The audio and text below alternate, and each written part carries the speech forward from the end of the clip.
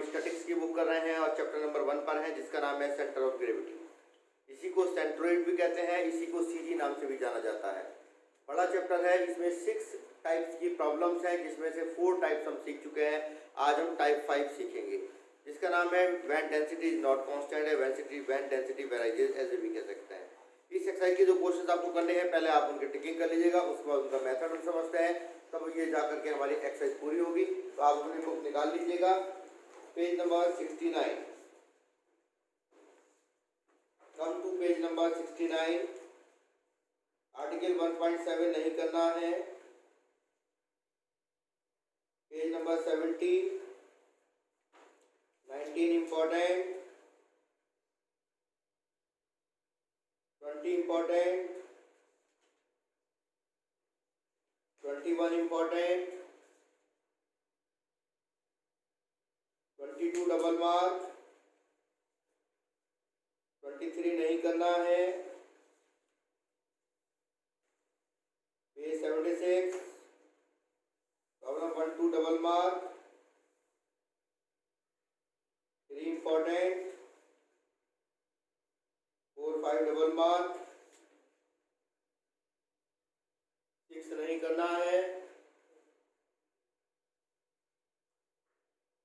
7 double mark, 8 9 नहीं करना है। 10 डबल मार्क। एग्जाम्पल नंबर 10 तक के मेथड आज हम आपको सिखाएंगे। कंसंट्रेट करेंगे, बोर्ड पर ध्यान से देखें। थर्ड पेपर इस समय हम कर रहे हैं, जिसमें 2 बुक्स हैं, डायनामिक्स एंड स्टैटिक्स। डायनामिक्स की बुक पूरी हो चुकी है। स्टैटिक्स की बुक कर रहे हैं, जिसमें 6 चैप्टर्स हैं सिलेबस में। चैप्टर नंबर 1 का नाम है सेंट्रोइड, इसी को सेंटर ऑफ ग्रेविटी कहते हैं, इसी को सीजी कहते हैं। हर बार आपसे क्वेश्चन में कहा जाएगा find coordinates of centre of gravity या फाइंड सीजी, या कहा जाएगा find centre of gravity, find centroid. तो ऐसी स्थिति में चैप्टर 1 का क्वेश्चन होगा।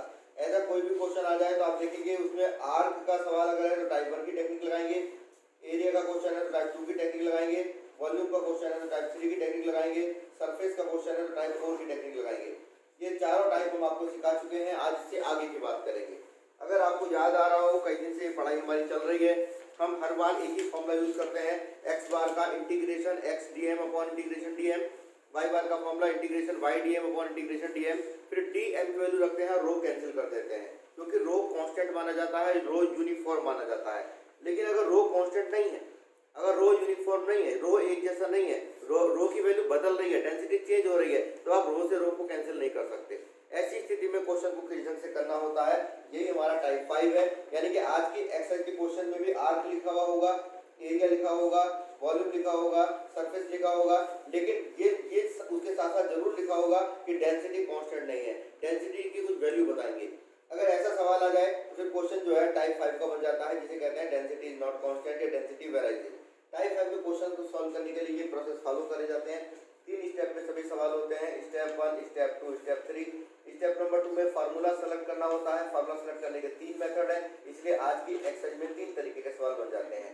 इसमें जो मेथड नंबर 3 है उसमें नई बात नहीं है कुछ भी। मेथड नंबर 3 में देखो लिखा है, अगर कोई क्वेश्चन, एक बार यहाँ से देख लीजिएगा, अगर कोई क्वेश्चन एरिया का है और उसमें एक्स वाई आ रहे हैं तो मेथड 1 लगाया जाएगा। अगर एरिया का है, आर थीटा आ रहे हैं तो मेथड 2 लगाया जाएगा। अगर क्वेश्चन एरिया का नहीं है, आर्क का है या वॉल्यूम का है या सरफेस का है, तो नया मेथड कुछ नहीं लगेगा। जो आपको सिखाया गया है T1 T3 T4, इसी से सवाल को करना पड़ेगा। पर एक ही बात ध्यान रखेंगे, do not cancel rho, rho don't cancel rho, rho को कैंसिल नहीं करेंगे, बाकी सारी कैलकुलेशन उसी ढंग से करेंगे। यानी कि आज की एक्सरसाइज में कुछ सवाल तो है आपके एरिया कार्टेशियन के, कुछ क्वेश्चन है एरिया पोलर के, और कुछ क्वेश्चन ऐसे हैं जिसमें आर्क, वॉल्यूम या सरफेस लिखा है। जिन क्वेश्चन में आर्क, वॉल्यूम या सरफेस लिखा है उनमें वही काम करना है जो पिछले लेक्चर्स में आपको सिखाया है। कुछ भी नया नहीं है, बस सिर्फ एक ही बात है, रो को कैंसिल नहीं करेंगे, बाकी कैलकुलेशन का प्रोसेस वही रहेगा। यानी कि अगर आपने हमारी बात ध्यान से सुनी और समझी तो आप समझ जाएंगे कि नई चीज जो सीखने की है आज वो 2 ही है, मेथड नंबर 1 और मेथड नंबर 2। मेथड नंबर 3 वही पुराना है, कुछ भी उसमें नया नहीं है, नया सीखने के लिए कुछ नहीं है। तो दोनों मेथड हम आपको आज आप सिखाएंगे, दोनों मेथड आपको प्रैक्टिस कराएंगे। आज इतना वर्किंग करने से टाइप 5 हमारा पूरा होगा। हमारा अगला लेक्चर टाइप 6 के लिए होगा। तो हम एक एक करके दोनों मेथड सिखाने जा रहे हैं। उसी लिए सवाल लिखा है find CG of semi circular area. तो जैसे हमने वर्ड देखा सेंटर ऑफ ग्रेविटी, तो सेंटर ऑफ ग्रेविटी के चार्ट पर आ गए, चैप्टर नंबर 1 पर आ गए। सेमी सर्कुलर एरिया, एरिया का सीजी की बात कर रहे हैं, तो तो एरिया की सीधी की बात कर रहे हैं तो टाइप 2 का क्वेश्चन हो गया। लेकिन अगर इसमें डेंसिटी कांस्टेंट है तब तो टाइप 2 के मेथड लगेंगे, और डेंसिटी कांस्टेंट नहीं है तो एरिया होने के बाद भी टाइप 5 की टेक्निक लगाई जाएगी। तो आगे की लैंग्वेज में लिखा है व्हेन द डेंसिटी वेराइजेस, बोले डेंसिटी कांस्टेंट नहीं है, डेंसिटी वेरी कर रही है, डेंसिटी बदल रही है, डेंसिटी चेंज हो रही है। तो इस लैंग्वेज को देख के हम समझ गए कि क्वेश्चन टाइप 2 का नहीं है, ये टाइप 5 का है। टाइप 5 की टेक्निक लगानी पड़ेगी, डेंसिटी इज नॉट कांस्टेंट का मेथड लगाना पड़ेगा और उसी के लिए आपको वर्किंग करनी पड़ेगी। तो फाइनली हमने आपको ये सिखाया किस तरीके से पता चलेगा क्वेश्चन टाइप 5 का है। टाइप 5 का पता चल गया, करेंगे कैसे, अब ये थॉरोली समझने जा रहे हैं। तो एक इंपॉर्टेंट क्वेश्चन के अंदर पूरा मेथड समझेंगे। आप हेडिंग डाल दीजिएगा सॉल्यूशन, लिख दीजिएगा here density is not constant, here density is not constant. So for finding the coordinates of CG, so for finding the coordinates of CG on applying, for finding the coordinates of CG on applying following method of centroid.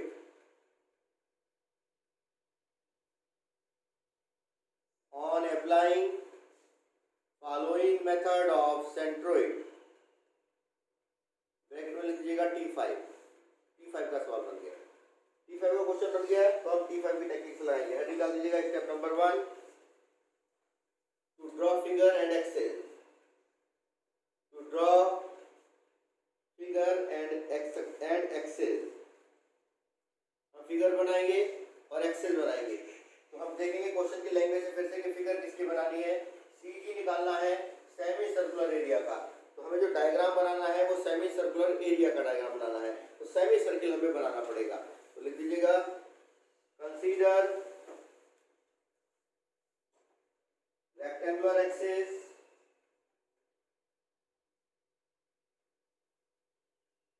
consider rectangular axis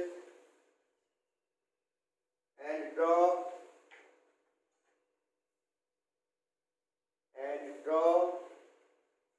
a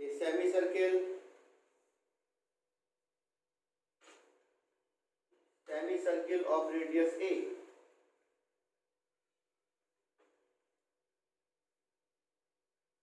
as shown in the diagram, as shown in the diagram.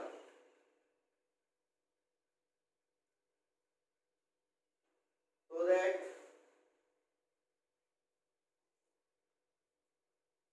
the equation of curve is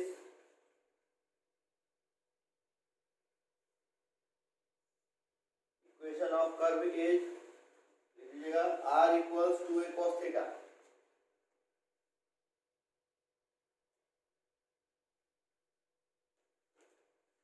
Consider a point J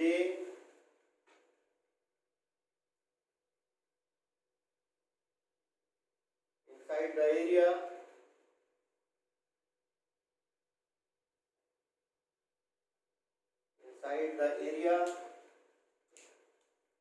with coordinates r comma theta।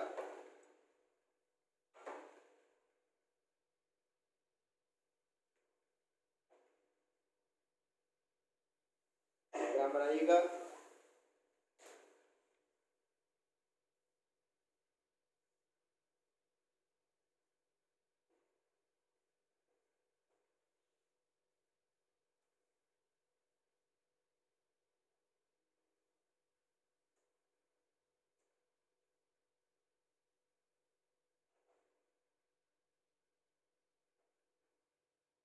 जैसे first year curve tracing का formula use करा गया है, ऐसे circle का equation होता है r equals to a cos theta.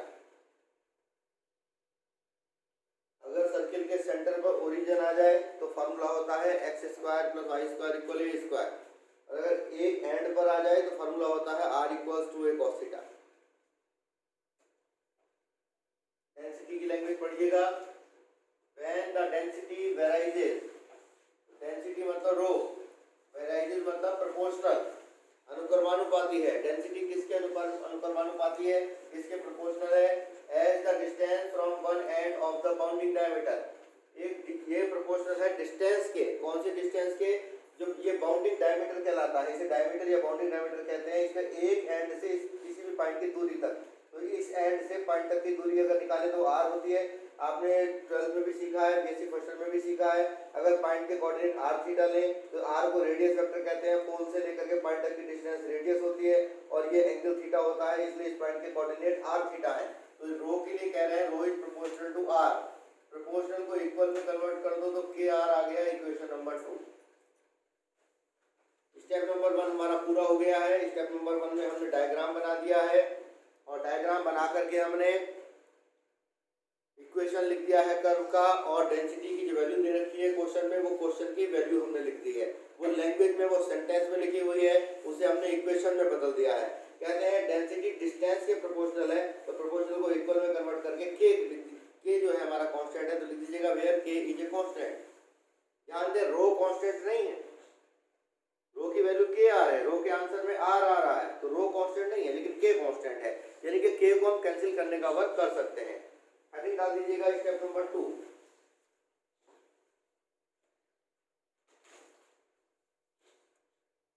Heading डाल दीजिएगा टू सेलेक्ट द फार्मूला।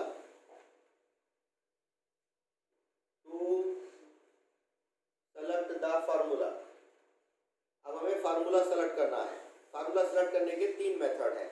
अगर हमारा क्वेश्चन एरिया का है, एरिया जो होता है इसकी जगह लिख लीजिएगा, एरिया की जगह कभी कभी प्लेट वर्ड भी लिखा हुआ होता है और कभी कभी डिस्क वर्ड भी लिखा होता है। इनका मतलब भी एरिया से ही होता है, ये सिनोनिम्स है।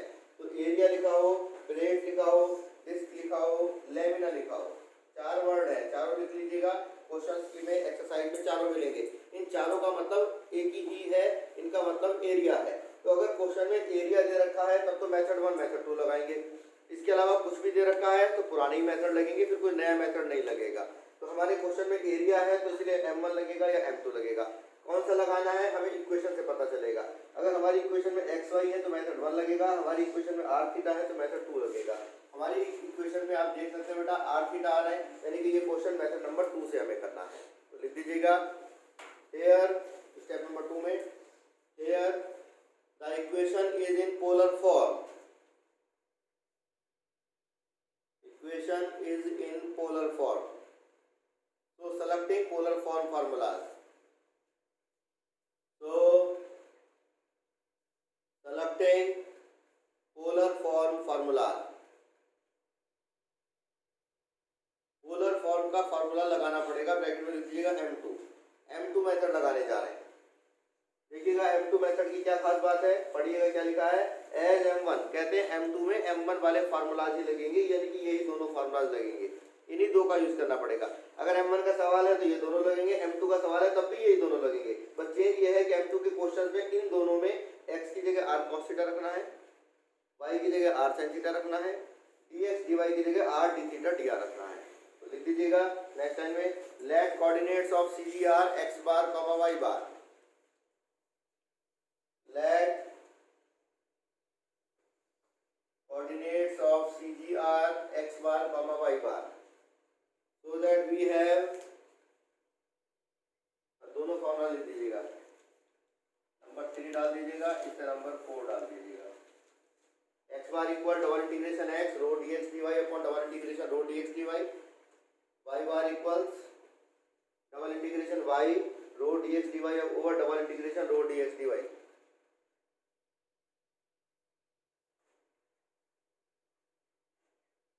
लिखिएगा वेयर, और उसके बाद ये तीनों लिख दीजिएगा और इसका नंबर 5 डाल दीजिएगा। Where x equal r cos theta, y equal r sin theta, dx dy equal r d theta dr।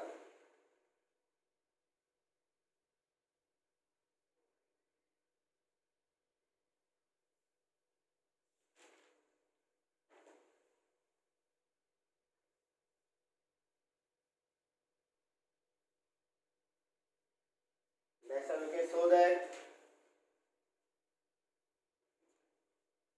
x bar equal, ये x बार के फार्मूले में सारी वैल्यूज रख दीजिएगा। So that x bar equal integration x r cos theta rho के r dx dy r d theta dr upon double integration rho के r dx dy r d theta dr। ये सारी वैल्यू जरूर लीजिएगा। ध्यान दें, हम फिर से बोल दें, रो कांस्टेंट नहीं है तो रो से रो को कैंसिल नहीं कर सकते। रो की वैल्यू के आर रखी गई है, के को कैंसिल कर सकते हैं। रो इज नॉट कांस्टेंट, यही इस टाइप फाइव की सबसे खास बात है। तो के से के कैंसिल कर दीजिएगा। लिमिट्स रखेंगे।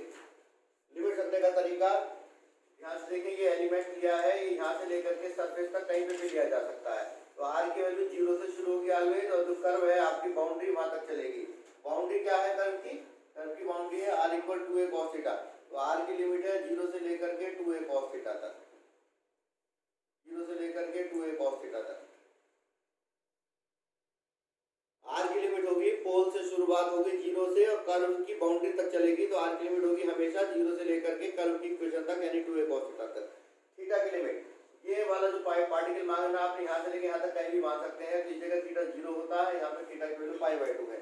तो थीटा की लिमिट है 0 से लेकर के π/2 तक। लिख लीजिएगा 0 से लेकर के π/2 तक। स्टेप 2 पूरा हो गया है, फार्मूला सरल कर दिया गया है। अब केवल कैलकुलेशन करना बाकी है। कैलकुलेशन करते ही सवाल खत्म हो जाएगा, आंसर आ जाएगा। हेडिंग डाल दीजिएगा step number 3। Step number 3 double integration है, हमारे साथ करिएगा। पहला इंटीग्रेशन सॉल्व करने जा रहे हैं। दोनों में लिमिट 0 से लेकर π/2 तक तो ऐसे लिख दो। देखो जरा ध्यान से, r r r तीन जगह आ रहा, तो r क्यूब बन गया। r क्यूब का इंटीग्रेशन करेंगे तो क्या आएगा? r4 अपॉन 4, और लिमिट रखेंगे r की जगह 2a cos थीटा रखनी है। तो 2a cos theta power 4 upon 4 ऐसे आ गया। cos थीटा ऐसे ही, d थीटा ऐसे। r वाला इंटीग्रेशन कर दिया। बड़े बड़े इंटीग्रेशन है आज की एक्सरसाइज में, करने का तरीका यही रहेगा। अपॉन में जो लिखा है उसे चेक करें, उसमें r स्क्वायर लिखा है। r स्क्वायर का इंटीग्रेशन क्या होगा? r cube upon 3। जब लिमिट रखेंगे, एक बार 2a cos थीटा, एक बार 0, तो 0 रखने पे तो 0 ही आ जाएगा। 3 पावर है तो 2a cos थीटा रखने पे आ जाएगी। तो 2a cos theta power 3 upon 3 d theta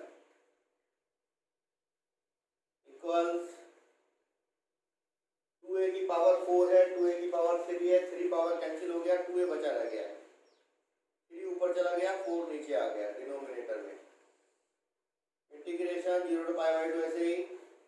cos की पावर देखो बेटा 5 बन गई है, थीटा d थीटा, और डिनोमिनेटर में 0 to π/2 cos की पावर 3 बन गई है d थीटा। ये 3 ऊपर चला गया, 4 नीचे आ गया, 2a एक पावर 3 पावर कैंसिल हो गई, 1 पावर बची रह गई। cos की पावर या 4 है या 1 5 पावर बन गई है, और यहाँ cos क्यूब आ गया है। 0 to π/2 लिमिट है, लिख दीजिएगा on applying gamma function formula. On applying gamma function formula 2a 3/4 ऐसे लिख दीजिएगा। गामा फंक्शन फार्मूला याद है हमें, m की वैल्यू 5 है, n की वैल्यू 0 है। तो गामा n m प्लस 1/2, तो gamma 3 gamma n plus 1/2 gamma 1/2 upon 2 gamma m plus n plus 2/2 7/2। Denominator में भी लगा दीजिएगा, gamma m plus 1/2 gamma n plus 1/2 upon 2 gamma m plus n plus 2/2।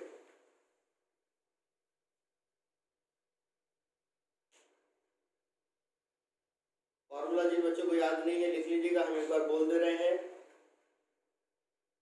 Gamma m plus 1/2 gamma n plus 1/2 upon 2 gamma m plus n plus 2/2।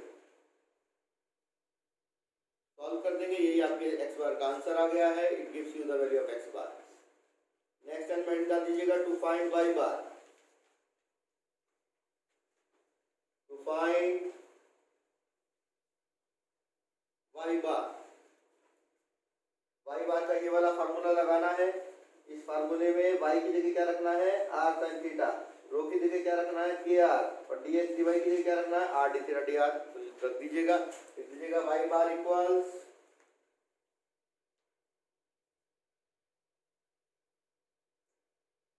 Y bar equals Y की जगह R sine theta, A R ऐसे ही, rho की जगह R D theta D R ऐसे यही चलेगा same बिल्कुल ऐसे ही, बस आर साइन थीटा आ गया और उसकी जगह साइन आ गया। बोर्ड पे से लिख दीजिएगा यही है सेम बिल्कुल, बस कॉस की जगह साइन थीटा आ गया, कॉस की पावर 4 थीटा आ गया है और साइन थीटा की पावर 1 आ गया है डी थीटा। लिखते ध्यान से देख करके बोर्ड पर से।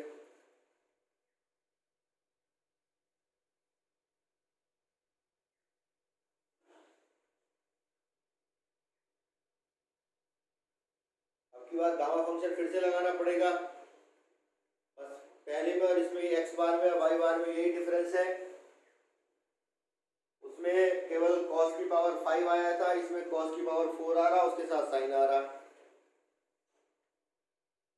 बोर्ड पे जो लिखा है यही सब आएगा, यहाँ पे गामा फंक्शन फॉर्मूला लगा देंगे,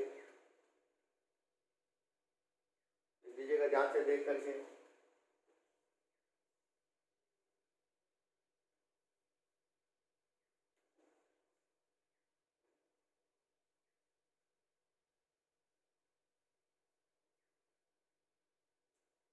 सिमिलर टाइप ऑफ कैलकुलेशन है, बस खास बात जो नई चीज समझने की है वो यही है कि डेंसिटी कांस्टेंट नहीं है, इसलिए रो से रो को कैंसिल नहीं करेंगे, यही मेन प्रिंसिपल है आज की एक्सरसाइज का। आखिर में लिख दीजिएगा now apply gamma function formula, now apply gamma function formula. ये अप्लाई कर ही देंगे, लगभग रोज ही आप अप्लाई करते हैं इसको, बेसिक फर्स्ट ईयर में भी यही करा था पूरे साल, बार बार यूज होने वाला फार्मूला है। ये आपका मेथड 2 पूरा हो जाता है। आज की एक्सरसाइज में M1 और M2 दो नई चीजें हैं जो आपको सीखनी है। M2 हमने सिखा दिया है, अब हम लेके चलते हैं आपको M1 पर। तो एक और वेरी इंपॉर्टेंट क्वेश्चन लिखेंगे RIB पेज नंबर 71, लिखिएगा find the coordinates of centre of gravity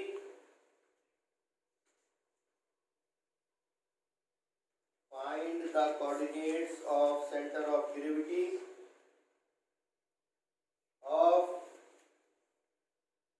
a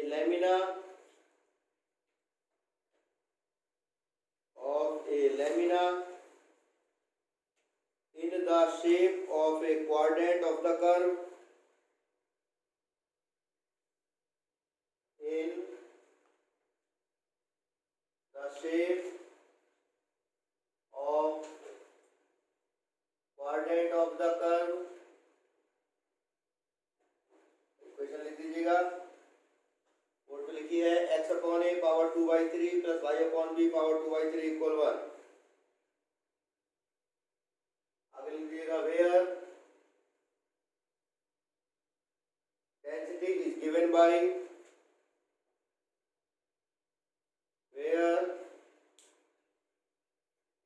density is given by rho equals kxy,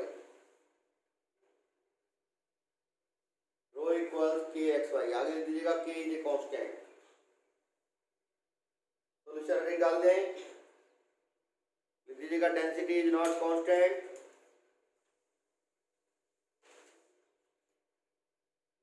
short में लिखेंगे आपके वाला language, density is not constant, so on applying T5 method,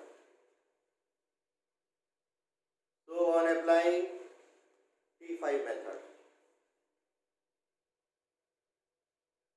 अगर हमारे question में arc volume या surface लिखा होता तो मेथड 3 लगाते, वही पुराने वाले, कुछ भी नया नहीं है।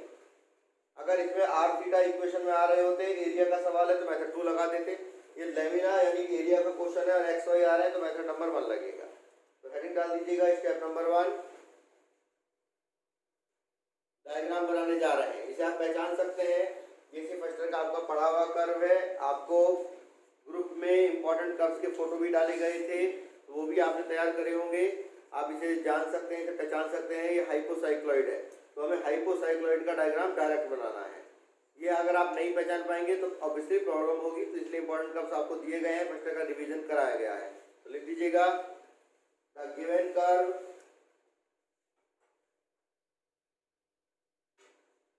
इज हाइपोसाइक्लॉइड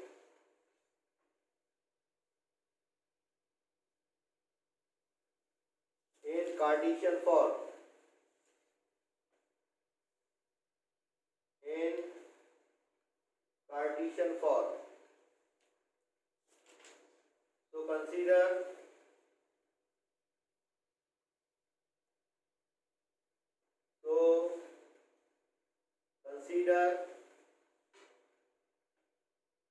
rectangular axis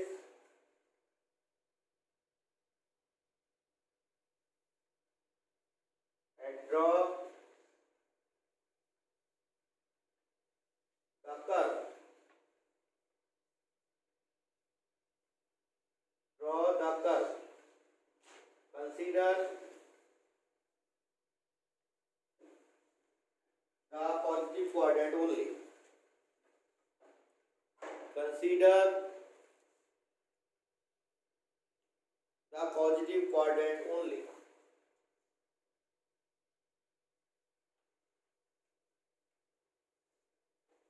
बना दिए डायग्राम हाइपोसाइक्लॉइड का। हाइपोसाइक्लॉइड एस्टोइड की तरह से ही होता है, इक्वेशन एस्टोइड से मिलता जुलता है, बस बी की जगह अगर आप लिख देंगे तो ये एस्टोइड बन जाएगा।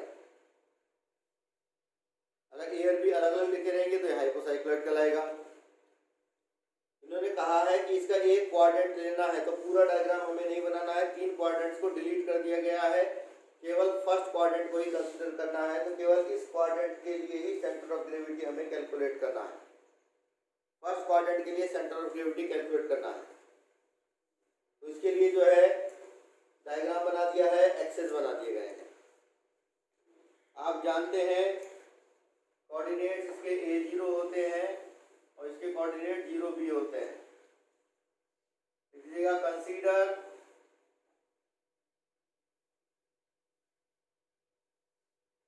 a strip in the area.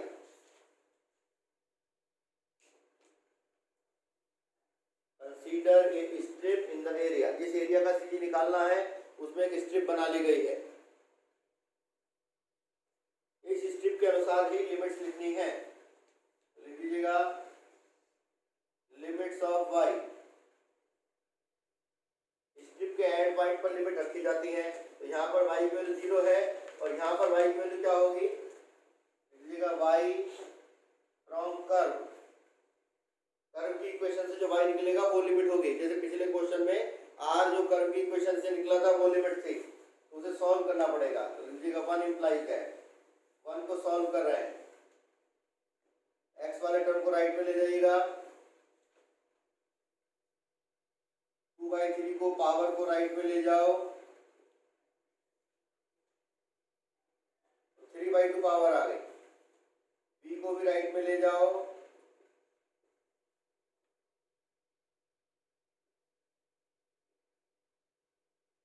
तो y की वैल्यू कर्व की इक्वेशन से हमने निकाल ली है।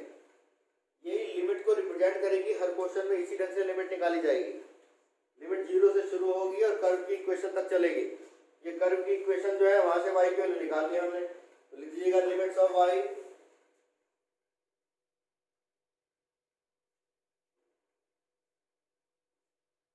से लेकर के b 1 minus x upon a power 2/3 और पूरे की पावर 3/2, ये लिमिट y की आ गई।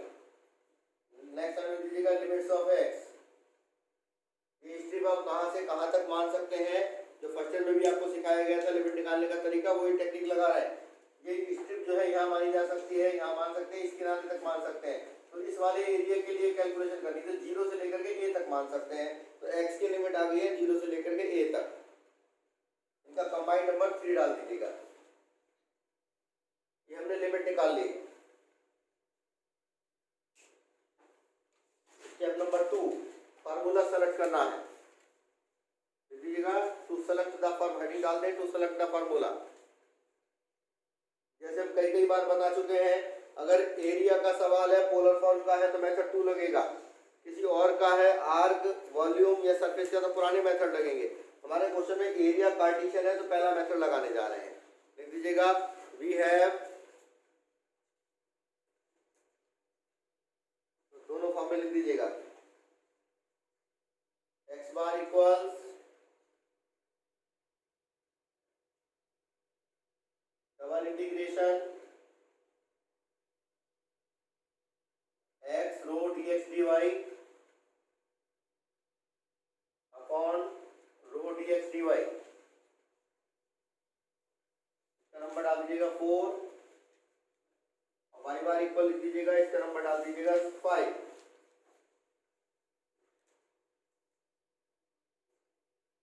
4 कह दीजिए, 5 कह दीजिए, X bar equal double integration x, rho की वैल्यू रख दो के X Y D x D Y, ऐसे ही के X Y D x D Y ऐसे। यहाँ पर y की लिमिट लिखी जाएगी, यहाँ पर x की लिमिट लिखी जाएगी। वो आप डायरेक्ट भी लिख सकते हैं क्योंकि y की लिमिट का एक्सप्रेशन ज्यादा बड़ा आ रहा है, तो वो आगे हम डायरेक्ट लिख देंगे। ये कैंसिल कर दो, ये कैंसिल कर दीजिएगा, तो सिंगल इंटीग्रेशन रह गया है, ये single integration X square, integration कर दे रहे हैं, इंटीग्रेशन करिएगा। y का इंटीग्रेशन क्या होगा, Y square upon 2, X square कैसे लिख दिया, y का इंटीग्रेशन वाई स्क्वायर अपॉन 2, और y की लिमिट क्या है 0 से लेके तक, जब 0 रखेंगे तो 0 आएगा, तो ये वाली वैल्यू आ जाएगी वाई स्क्वायर, तो इसका स्क्वायर करना पड़ेगा, तो लिख दीजिएगा b square upon 2 1 minus x upon a power 2/3 whole cube dx। Y का इंटीग्रेशन होगा वाई स्क्वायर अपॉन 2, और जब y की ये वाली वैल्यू रखेंगे तो इसका स्क्वायर करेंगे तो बी स्क्वायर अपॉन 2 आ जाएगा, इसका स्क्वायर करेंगे तो 2 कैंसिल हो जाएगा, क्यूब रह गया। डिनोमिनेटर चेक करो, x तो ऐसे ही, फिर से यही y का इंटीग्रेशन y स्क्वायर अपॉन 2, तो b square upon 2 1 minus x upon a power 2/3 whole cube dx। अब लिख दीजिएगा using limits of y, using limits of y, y की लिमिट्स यूज कर ली गई हैं। अब छोटा एक्सप्रेशन बचा है x की लिमिट में, तो x की लिमिट डायरेक्ट लिख दीजिएगा, अभी कैलकुलेट करके निकालिए 0 से लेके a तक, 0 to a। अब इसे सिंपलीफाई करना है, इसे सिंपलीफाई करते ही x बार का आंसर आ जाएगा। इसकी कैलकुलेशन के लिए आप देख सकते हैं बी स्क्वायर अपॉन 2 कैंसिल कर दो बेटा, बी स्क्वायर अपॉन 2 कैंसिल कर दो। अब इसका इंटीग्रेशन करना है, 12 की टेक्निक लगा करके सब्स्टिट्यूशन करना पड़ेगा, तो x की ऐसी वैल्यू रखो कि कैलकुलेशन हो जाए, तो x की वैल्यू में एक तो a आना चाहिए, जिसे a से a कैंसिल हो जाए, ये 1 माइनस साइन स्क्वायर या 1 माइनस कॉस स्क्वायर बन जाए तो इंटीग्रेशन कर सकते हैं आप। तो 1 माइनस साइन स्क्वायर कब बनेगा, जब यहाँ साइन क्यूब आ जाए तो 3 से 3 कैंसिल हो जाएगा, साइन स्क्वायर बन जाएगा। तो लिख लीजिएगा substituting x equal a sine cube theta, plus में सीखे थे इस तरीके के टेक्निक्स, ये सब्स्टिट्यूट करने जा रहे हैं, तो dx की वैल्यू क्या आ गई,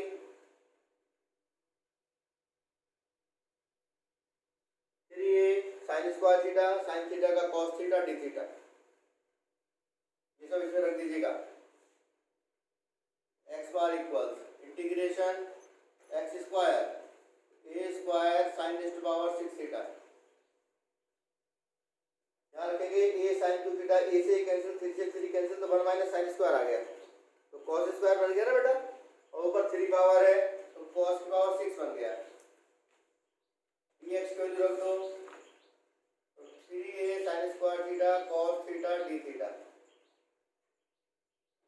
अपॉन में भी ऐसे रख दीजिएगा, x की value a sine cube theta 1 minus, फिर से वही रखेंगे तो cos raised to power 6 theta, 3a ऐसे ही sine square theta cos theta D theta, dx की वैल्यू ऐसे ही, वहां पर dx लिखा हुआ है तो लिमिट्स x की हैं। अब हमारी कैलकुलेशन में डी थीटा आ गया है तो लिमिट्स हमें थीटा की रखनी पड़ेंगे।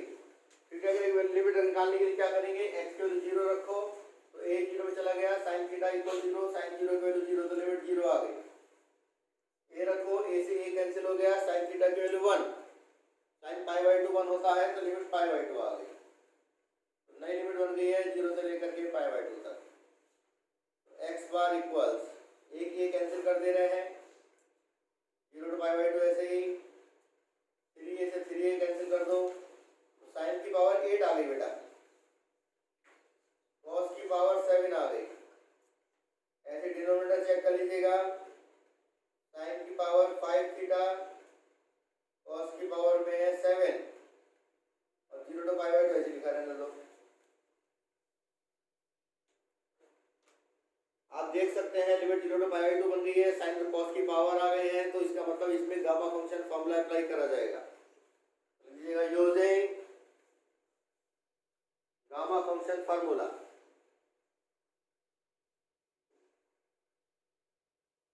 फार्मूला अप्लाई कर दें, जिन बच्चों को याद नहीं है वो लिख लीजिएगा फार्मूला, ये आना जरूरी है, इस बुक में बहुत बार यूज होगा। जिन्हें याद है वो अप्लाई कर दीजिएगा, जिन्हें याद नहीं है वो लिख लीजिएगा।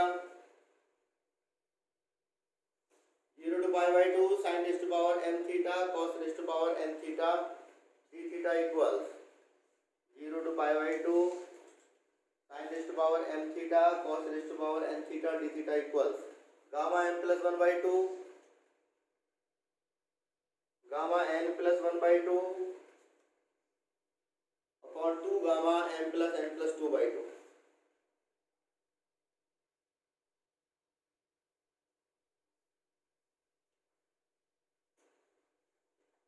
x bar equals 128 अपॉन 429 ये आएगा आपका।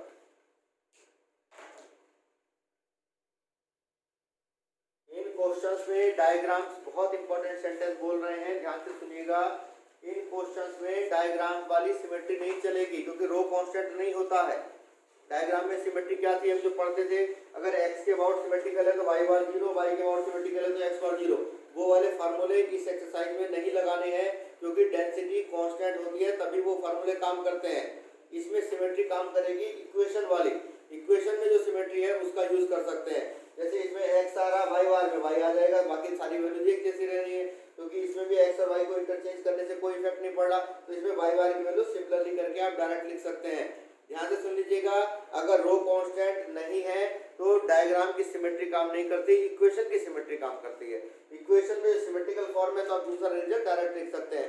डायग्राम वाली सिमेट्री नहीं करेंगे कि एक्स एक्सिस के ऊपर नीचे की फिगर एक जैसी आ रही है तो वाई बार 0 कर दें, वो बदलेगा, डेंसिटी पे डिपेंड करेगा, कभी 0 आ जाएगा कभी नहीं आएगा, तो इसलिए कैलकुलेशन करनी पड़ेगी आज के एक्सरसाइज में। इस तरीके की जो सिमेट्री है क्वेश्चन वाली वो डायरेक्ट कर सकते हैं। तो लिख दीजिएगा equation is symmetrical for x and y. Equation is symmetrical for x and y with respect to a and b. Equation is symmetrical for x and y with respect to a and b. So we have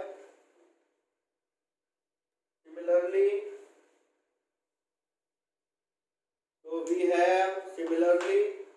और ये लिख दीजिएगा y बार equal 128 upon 429b। ये direct लिख सकते हैं आप equation से। तो इस तरीके से हमने दोनों मेथड आपको थॉरोली सिखा दिए हैं। टाइप 5 आपका पूरा हो गया, ये पहले ही सीख चुके थे हम। आज हमारी टाइप 5 की एक्सरसाइज कंप्लीट हो गई है, कल हम आपको टाइप 6 सिखाएंगे।